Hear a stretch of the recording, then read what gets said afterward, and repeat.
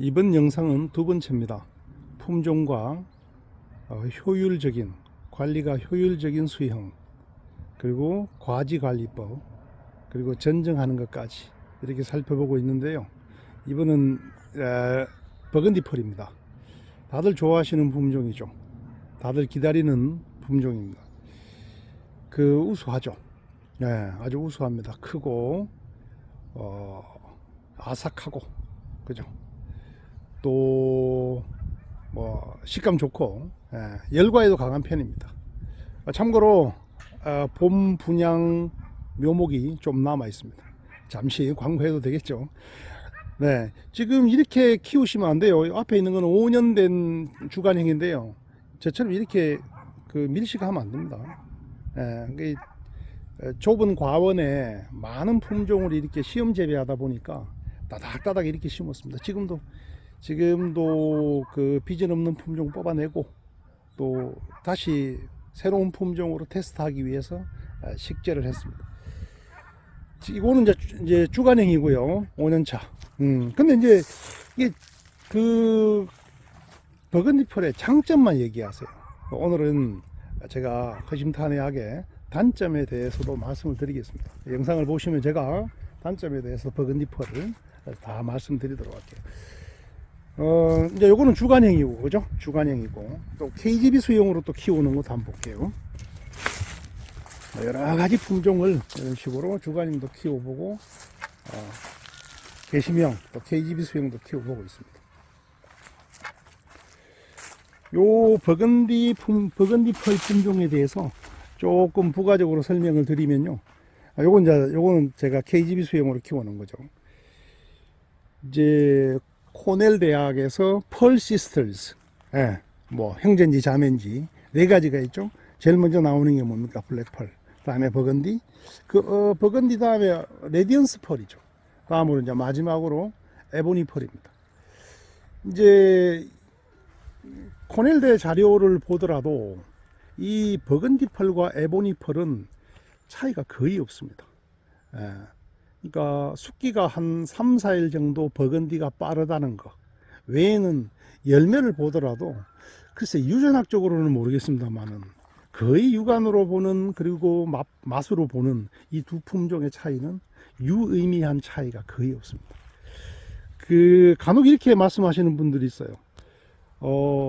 버건디가 에보니의 수분수가 아니냐, 이리 말씀하시는 분이 있는데 자료에 그 부분이 언급되어 있습니다. 근데 수분수다라고 이렇게 이다라고 단정적으로 얘기하는 것이 아니라 possible pollinize 이렇게 되어 있습니다.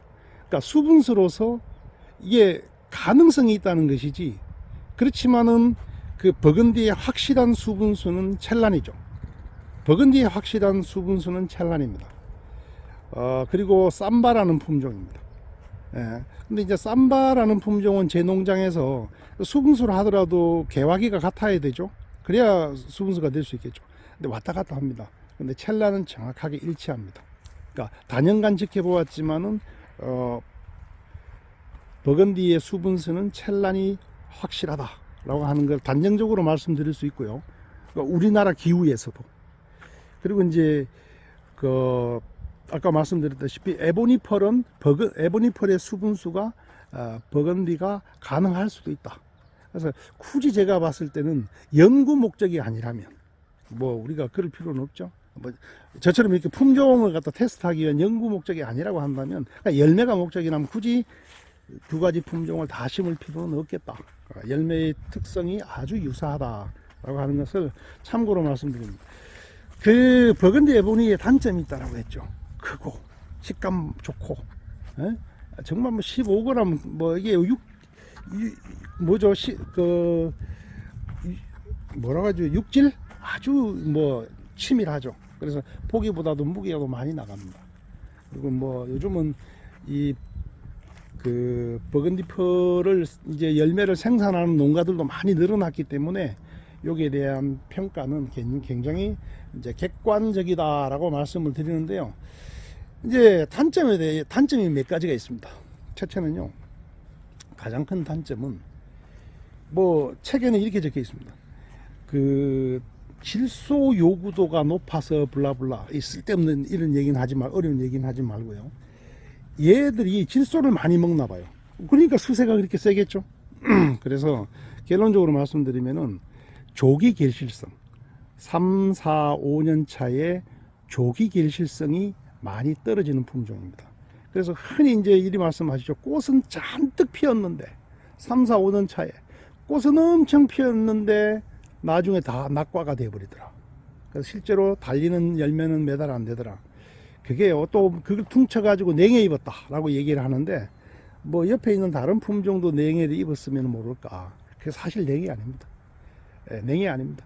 어떤 품종이든 말씀드리죠. 수세가 세면요 열매가 다 떨어져 버립니다.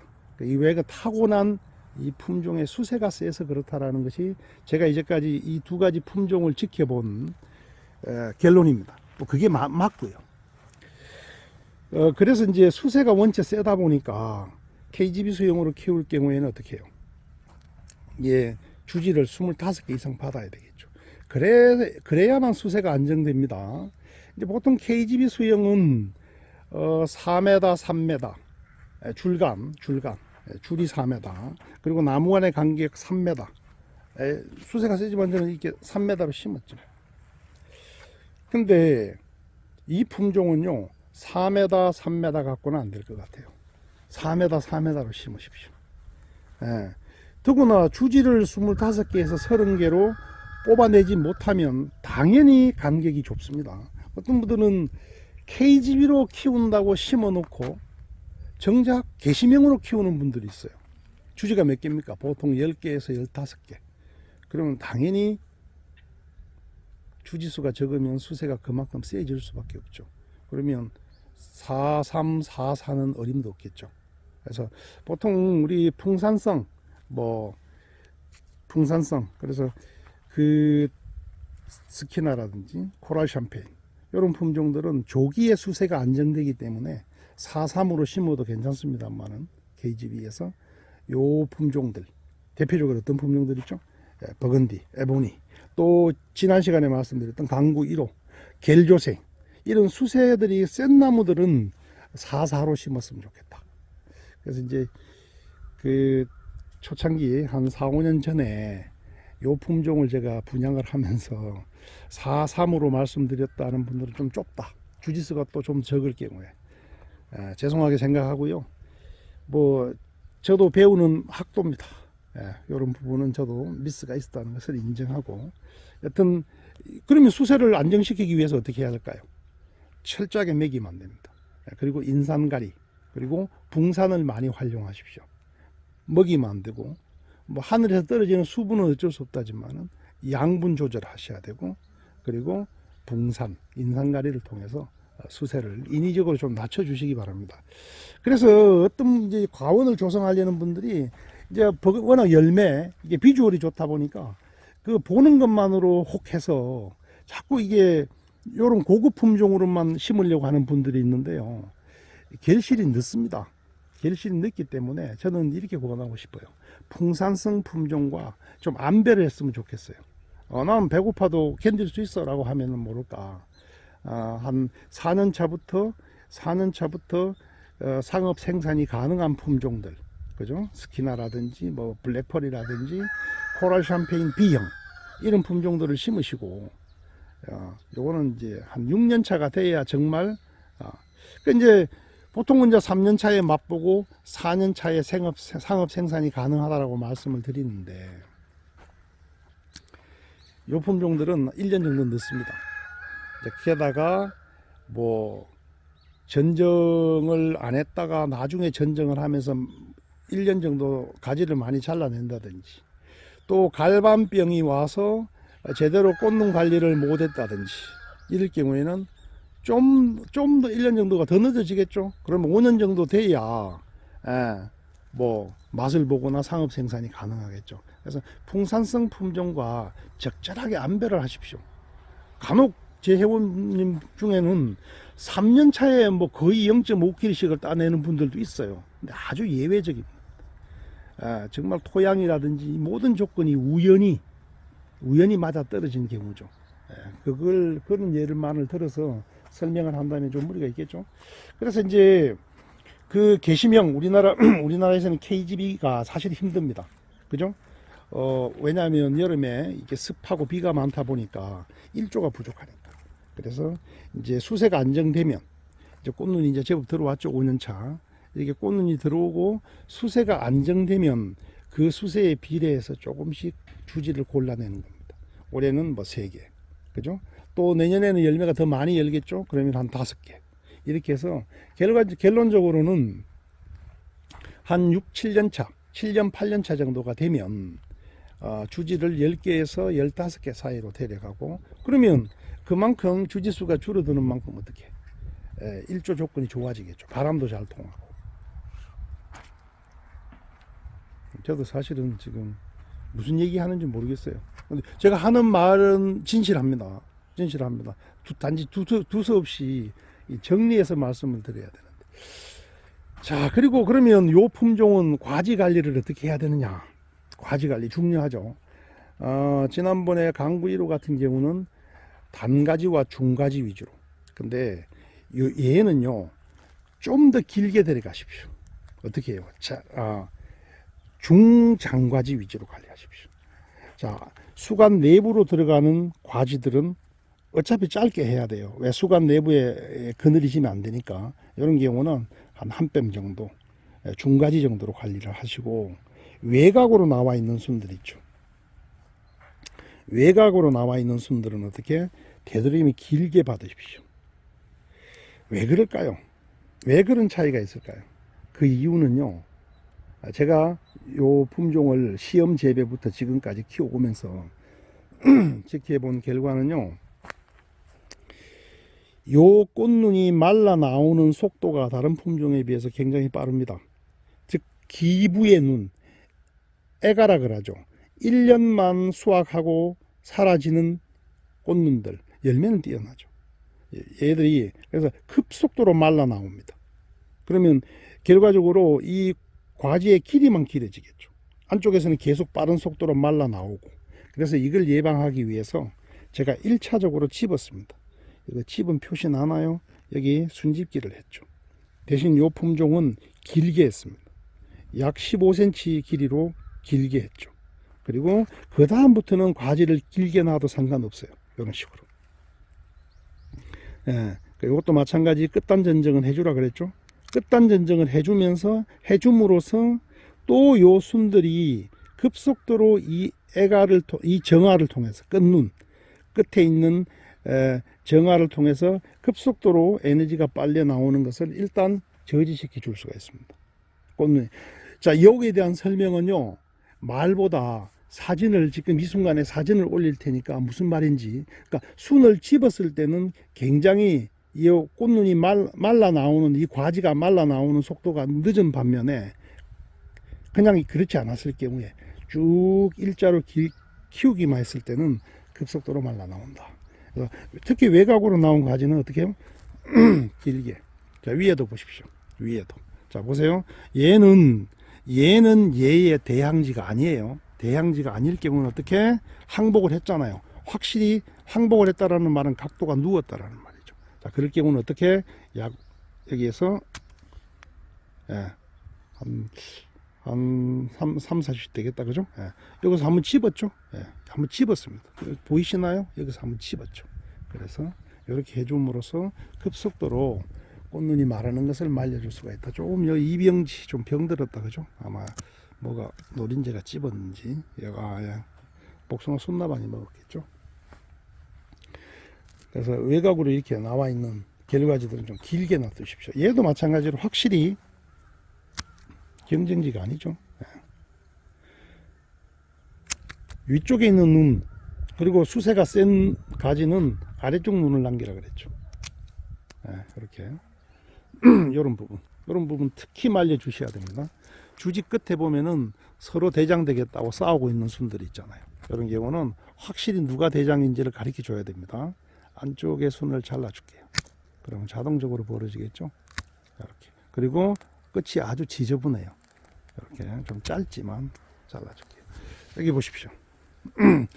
이제 제가 우리 회원님들 농장을 다니다 보면 요즘 한참 이제 바쁘지만 이렇게 많이 다녀보면 이 끝에 막 이렇게 이런 식으로 여러 개의 과지가 이렇게 경쟁하고 있어요. 절대 이거 두면 안 된다 그랬죠. 그러면 그대로 두면 아래쪽 눈이 다 마른다 그랬죠. 흔히 우리 말하는 닭발.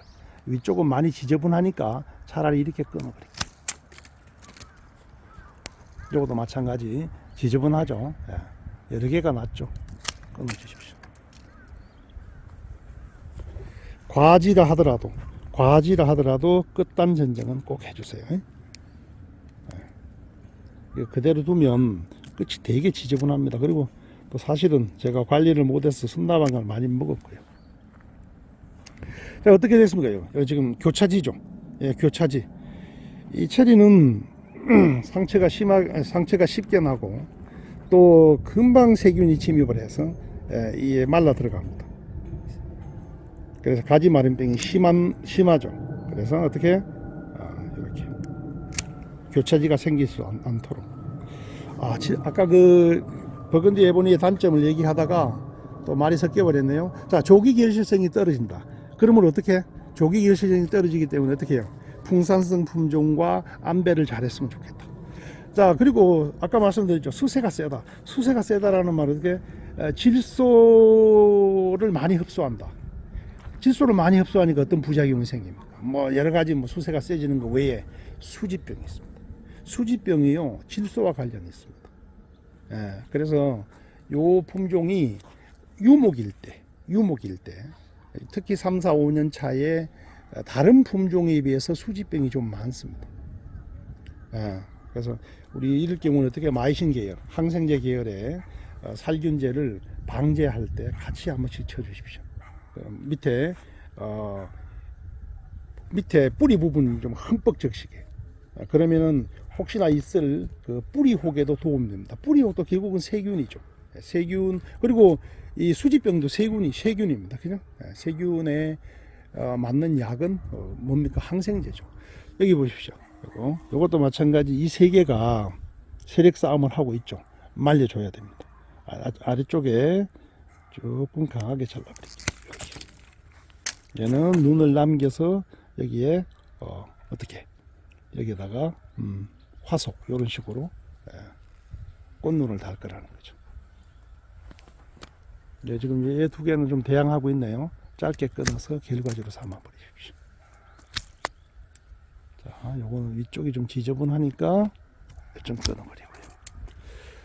자, 도포제 잊지 마십시오. 도포제. 체리 나무가 가지 마름병이 심하고 나무가 다른 과수에 비해서 잘 죽는 원인은요, 잘라서 죽는 게 아니고 도포제를 바르지 않아서 죽는다고 제가 누누이 말씀드립니다. 예. 체리 나무가 잘 죽는다고 얘기하는 사람들은요, 그 가완에 가보면 틀림없이 도포제 바르지 않습니다. 도포제 습관이 돼야 됩니다.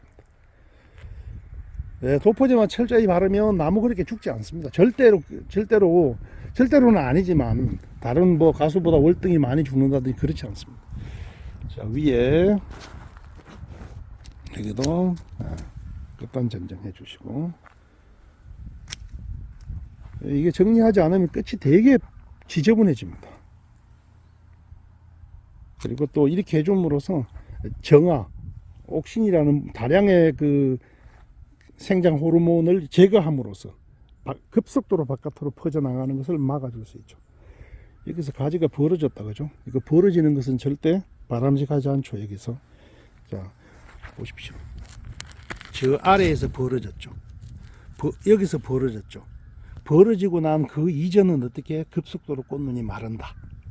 자, 여기에서 벌어져 버리면 어떻게 되겠어요? 여기서 벌어져 버리면은 밑에 꽃눈이 급속도로 또 마르겠죠. 여기서는 말려줘야 됩니다. 둘 중에 하나는 결과지로 삼고, 하나는 연장지로 삼고. 네. 하여튼 버건디펄의 단점이 뭐요? 조기 결실성이 떨어진다. 두 번째, 수세가 세다 보니까 어떻게? 좀 수지병이 유목기 때, 저기 보시죠. 유목기 때 수지병이 좀 심할 수 있다. 그러나 수세가 원체 좋기 때문에 뭐 제가 볼 때는 쉽게 또 극복하는 것 같습니다. 이런 부분, 좀 지저분한 부분은 꼭 전정하고 난 뒤에 이런 부분을 아예 제거하는 게 좋을 것 같아요. 왜요? 좀 감염이 됐어요. 이런 부분도 반드시 끝단 전정해 주시고. 그러나 이렇게 늘어지는 과지들은 잘 데려가시고.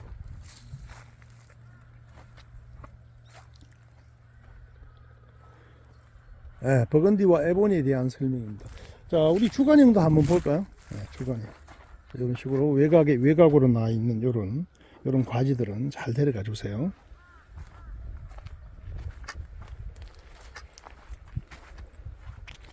주간형은 크게 손댈 게 없습니다.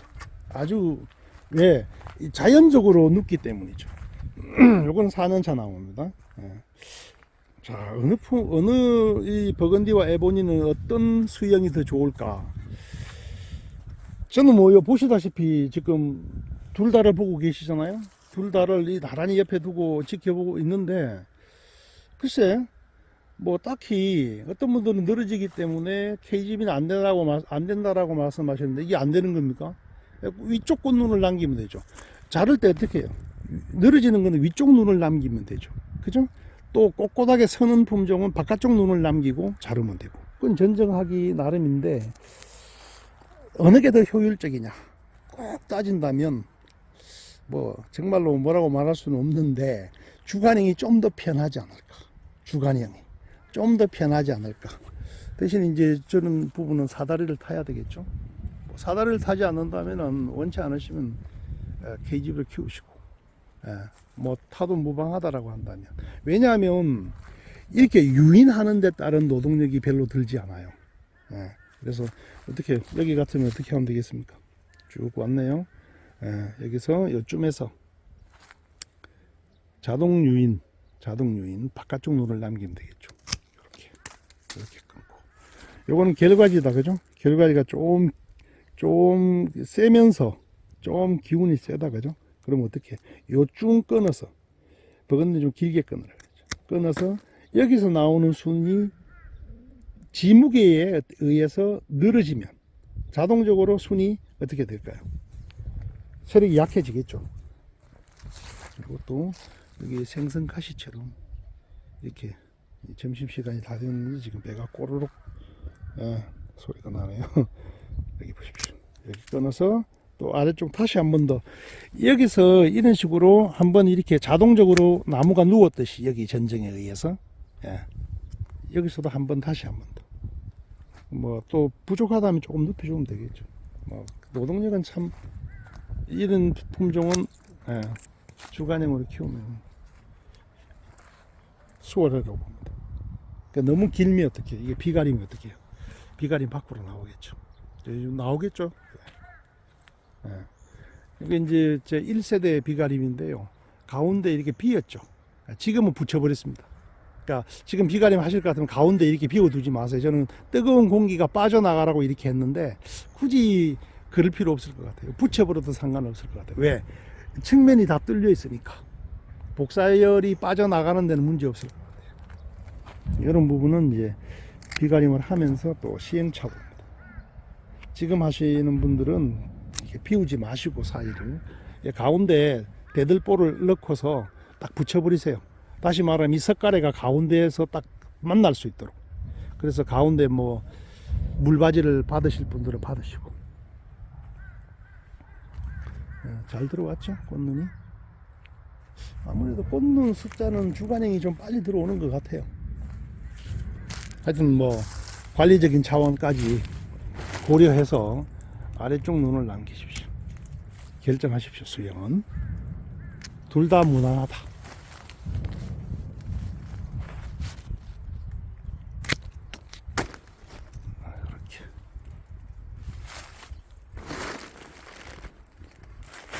이렇게. 주간형 좀 가지 길이가 좀 짧죠. 올려면 어떻게 해요? 좀 길게 받으십시오. 이렇게. 그러니까 예를 들어서 여기 생선 등배라고 했을 때 어떻게 해요? 생선 가시처럼 길게 받아도 상관없다는 거죠. 결과지를 이런 부분은 조금 이렇게 길게 받아도 상관없다. 뭐 이렇게 두서없이 설명을 했습니다. 부족한 부분이 항상 있죠. 아래 댓글 주시면요, 제가 아는 데까지, 제가 경험해 본 데까지 설명을 드리도록 하겠습니다. 자, 두 번째 에보니 펄 버건디 펄이었습니다. 감사합니다.